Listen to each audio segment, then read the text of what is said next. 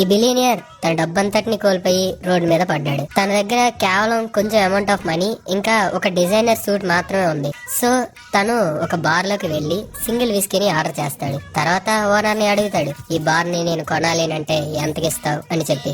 Owner చిన్నగా చిరునవ్వు నవ్వి, నాకైతే అట్లీస్ట్ 10 crores క్యాష్ అయితే కావాలి అని చెప్తాడు. అప్పుడు జాక్ అంటాడు, ఓకే నేను ఇప్పుడు నీకు 12,50,00,000 ఇస్తాను అంటే ఓనర్ ఒక్కసారిగా ఆలోచిస్తాడు. ఈ పర్సన్ కాన్ఫిడెంట్ గా ఉన్నాడు, ఎక్స్పెన్సివ్ సూట్ ను కూడా వేసుకున్నాడు. సో జాక్ మాటల్ని సీరియస్ గా తీసుకోవడం స్టార్ట్ చేశాడు.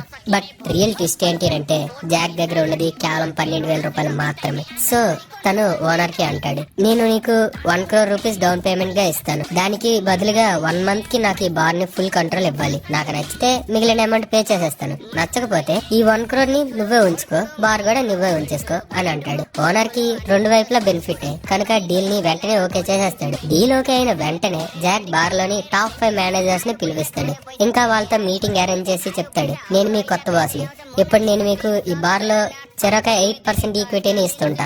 బట్ నాకు ఒక కండిషన్ ఉంది, మీరు నాకు 30 లక్షలు ఈచ్ డిపాజిట్ చెయ్యాలి, అది సెక్యూరిటీ డిపాజిట్ లాగా.